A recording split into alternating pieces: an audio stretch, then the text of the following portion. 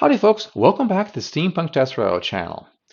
Usually I review fiction or I talk about the writing of fiction, but occasionally I also read books about history and science, or better yet, the history of science. Not only is that interesting, but as a science fiction writer, I get a lot of great ideas from that. And I'm sure a lot of other writers do as well. That's especially true for anthropology, the science of human societies. Recently, I reread Jared Diamond's Guns, Germs, and Steel and did a critical review of that and got a lot of interesting feedback. Today, I'm doing likewise with a book that is primarily about the history of anthropology in America, but it's also somewhat about the nature of humankind. This book is Gods of the Upper Air by Charles King, which talks about how the progressive left came to dominate this science. And again, how the ideas that we mostly hold today were shaped by certain personalities.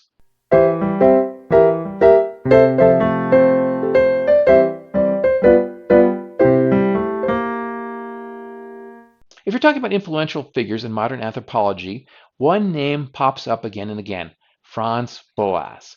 So it's not surprising that he is the central figure, the central character in this book. This was not the first time I'd heard of the man. From my perspective, however, much of what I've read about him is negative. It was Boas who helped cement the dominance of the progressive left over anthropology, driving out any consideration of biological evolution and inherited traits. Here was a book that told how this happened from a strongly Boasian perspective. After seeing it mentioned on a political blog, I bought a copy of the audiobook. For the most part, I was pleasantly surprised. It was fascinating reading, though I did find parts of it to be annoying, and one aspect was even infuriating. The official title of the book is Gods of the Upper Air: How a Circle of Renegade Anthropologists Reinvented Race, Sex, and Gender in the 20th Century by Charles King, 2019, Doubleday. To begin, I have to say that the main part of that title, Gods of the Upper Air, is one of the best and most appropriate titles I have ever encountered. It's from a poetic passage by Zora Neale Hurston, who is one of the people that are profiled in this book. Not only does it evoke the exotic locales where much of the action takes place, but it also portrays, perhaps unintentionally, the way Boas and his inner circle saw their mission. Theirs was a holy crusade to remake what they believed was a wrong-headed view of mankind. They have largely succeeded in that it's very difficult to express contrary views in academia. Franz Boas was a German academic who emigrated to the US in 1887, which was not many years after my own ancestors came from the same place. His life and work is the central theme of King's book, along with four of Boas's students and colleagues from Columbia University, all of them women. One of these four is probably better known than Boas himself to educated Americans, and that's Margaret Mead, author of the classic book Coming of Age in Samoa.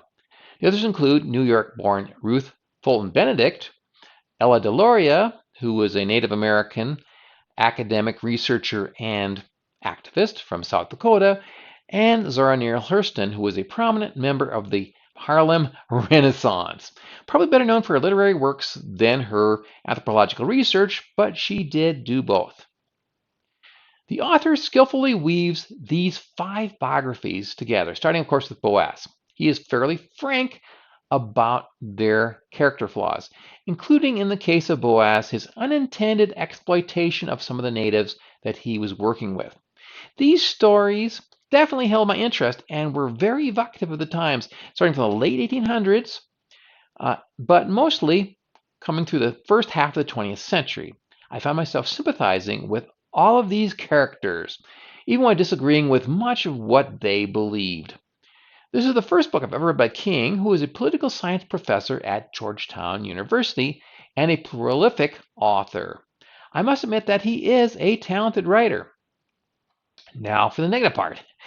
Whereas there's no doubt that King's views skew heavily to the political left, I don't usually have a problem with books that I disagree with. I just found his tone to be at times preachy, almost hectoring. This was especially true in the preface, where he went on and on about how Boas and company overturned the unfounded and wrong-headed, bigoted racialist views of turn-of-the-century anthropology. Once he got going with the biographies, however, it was mostly enjoyable. There was a couple of digressions where he got into a rather one-sided story of U.S. history, especially relating relations between whites, blacks, and Native Americans. Those arguments were nothing I hadn't heard before, and so it wasn't a big deal. It wasn't until near the end that there was a part that particularly offended me, which I will go into later in this review. Though I differ with most of the Boasian view and philosophy, I must admit that the man had some really valid points about the shortcomings of the human sciences in America circa 1900. Most academics had a very biased, supremacist view of European culture versus that of other peoples, especially the less technically advanced places such as Africa and the Americas. Boas opposed the idea that human development was a linear progression from savagery through barbarism up to modern American civilization. He had a point, especially since what guarantees we're always moving upwards? He was especially opposed to the idea that certain races were inferior to others, and I agree. What says that one people is better? That's purely subjective. Where Boas went too far was his insistence that race does not exist. It's a purely invented concept. This idea gets repeated again and again throughout the book. Certainly, a lot of white academics were blinkered by their own prejudices and evaluated other peoples unfairly. The author, Charles King, cites the familiar argument that individuals differ more from each other within a race than without it, than the average differences between, say, black Americans and white Americans. That may well be true, but it does not prove that overall racial differences do not exist, or if they do, that there's no hereditary component to their existence. Now, Boas could argue persuasively in 1925 that race didn't exist and that IQ was not important, etc., but not in 2025 with our much greater understanding of genetics, human intelligence, and heredity. And this misunderstanding that we all have exactly the same capabilities and thus should have exactly the same rates of success have greatly harmed race relations in this country. Still, it is fascinating to hear about Boas's life, his passion, and the challenges he faced. He was an interesting guy and very tenacious and passionate. His 4 female associates faced the even greater challenge of being female in that field at the time. They were not respected as equals to male scientists, particularly in the early years. Ruth Benedict, who worked at Columbia for decades, finally did obtain recognition and a full professorship, but not until quite late in her life. All 4 of these women fought the pervasive discrimination that existed at that time for no reason other than our cultural biases that, gee, women shouldn't be working in this area. Even more interesting than the part about their struggles was the stories of anthropological fieldwork in the different locales and methods, how they did this. Boas worked extensively with the Inuit, who we probably better known as the Eskimo, and Native Canadian tribes of the Pacific Northwest. Benedict traveled rural America collecting music and folklore before she settled down to an academic life. Deloria studied Native American languages and documented their religious ceremonies. As a side note, you may have heard of her nephew, Vine Deloria, who wrote the book Custer Died for Your Sins, which came out a few decades ago, but it was pretty popular. I read it, found it to be interesting. Hurston worked in documenting the life and culture of blacks in the American South and also in Jamaica and the Caribbean, but she's better known as a novelist. I've not read any of her books, but I definitely will. If I had the chance to visit and meet any of these 4 people, if they were brought back to life, I would pick Hurston. She sounds like a real hoot, the sort of gal you could have drinks with and share bawdy stories. But the lion's share of attention, after Boas himself, of course, goes to Margaret Mead, which makes sense because she was the best known and most academically successful. No doubt, more Americans know about her than Boas. She mostly worked in the cultures of the Pacific, largely focusing on the topics of sex and adolescence. She had a very colorful life, having been married 3 times with some scandalous affairs on top of that. One was with the linguist Edward Sapir, who is 20 years her senior, and he's best known for the Sapir-Whorf hypothesis, which states that language pretty much determines a person's reality. Now, that's an idea that provided the inspiration for many, many science fiction novels. For that reason, I did a show about that a few years back. I'll include a link in the description so you can check that out. Perhaps Mead's greatest love was Ruth Benedict. The book portrays their relationship as sexual, and it probably was, though at the time, of course, you wouldn't be talking about that frankly. There's also a segment that involves Mead working together in a remote area of New Guinea with her current husband, Rayo Fortune. I love that name. And her future third husband, Gregory Bateson. This assignment turned into a torrid love triangle, like something out of a seamy 1940s noir film, including adultery, drunkenness, fistfights, and bouts of madness. She definitely led an interesting life, and I won't judge her. I'm not the judgmental type. In a way, I'm a bit jealous of how interesting her life was. Certainly mine hasn't been even close.